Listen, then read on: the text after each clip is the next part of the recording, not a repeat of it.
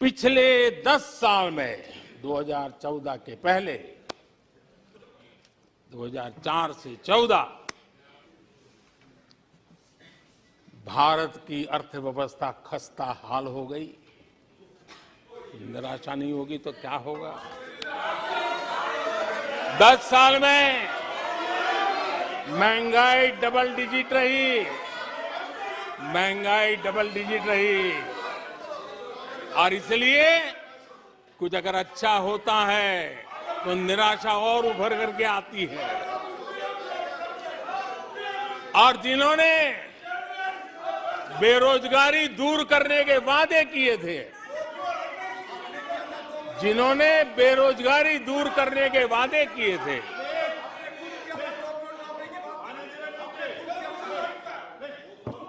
माननीय अध्यक्ष जी, एक बार जंगल में 2 नौजवान शिकार करने के लिए गए और वो गाड़ी में अपनी बंदूक नीचे उतार करके थोड़ा टहलने लगे।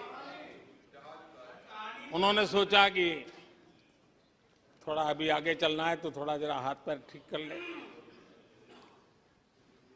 लेकिन गए थे तो बाघ का शिकार करने के लिए, और उन्होंने देखा आगे जाएंगे तो बाघ मिलेगा। लेकिन हुआ ये कि वहीं पर बाघ दिखाई दिया। अभी नीचे उतरे थे, अपनी गाड़ी में बंदूक वहीं पड़ी थी। बाघ दिखा, अब करे क्या? तो उन्हें लाइसेंस दिखाया कि मेरे पास बंदूक का लाइसेंस है।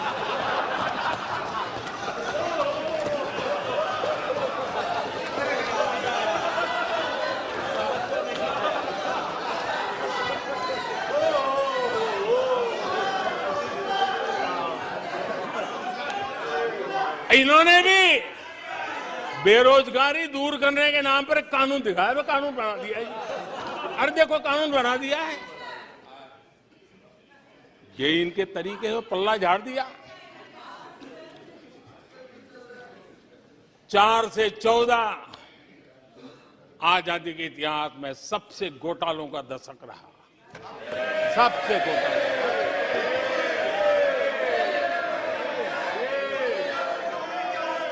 वही 10 साल, यूपीए के वो 10 साल, कश्मीर से कन्याकुमारी,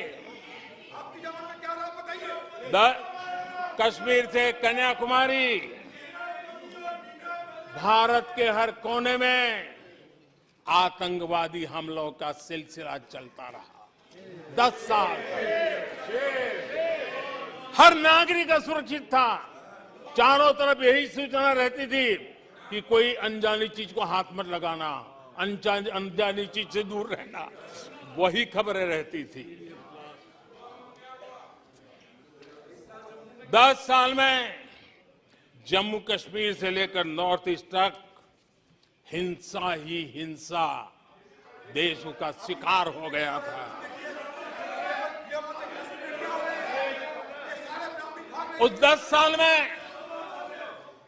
साल में भारत की आवाज ग्लोबल प्लेटफॉर्म पर इतनी कमजोर थी कि दुनिया सुनने तक तैयार नहीं।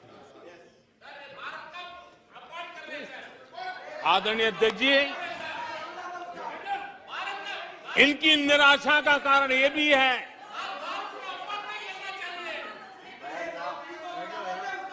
आज जब देश की क्षमता का परिचय हो रहा है, 140 करोड़ देशवासियों का सामर्थ्य खिल रहा है, खुल करके सामने आ रहा है। लेकिन देश का सामर्थ्य तो पहले भी था, लेकिन 4 से लेकर 14 तक इन्होंने वो अवसर गंवा दिया। और यूपीए की पहचान बन गई, हर मौके को मुसीबत में पलट दिया,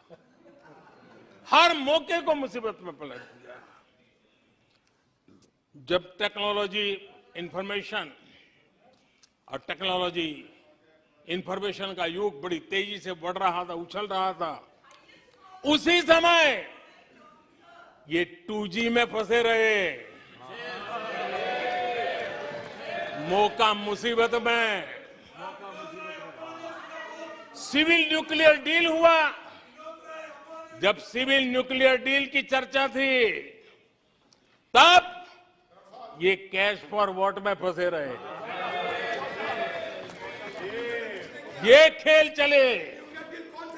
आदरणीय अध्यक्ष जी, 2010 में कॉमनवेल्थ गेम्स हुए।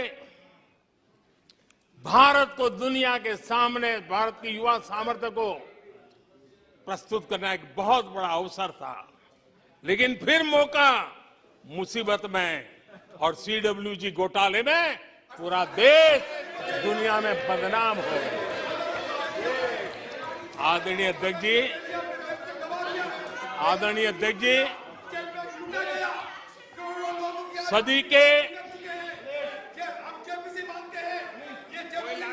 सदी के दूसरे दशक में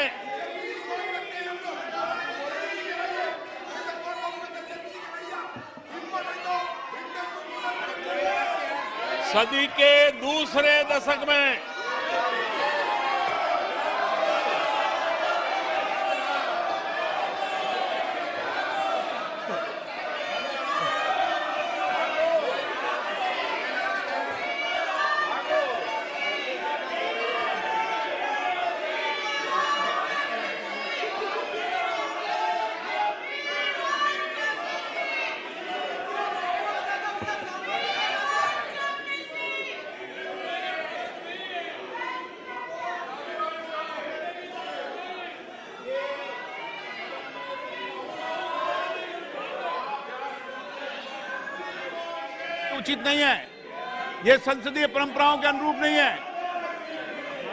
आप बिना तथ्यों के बोलते हैं और फिर सुनते नहीं हैं।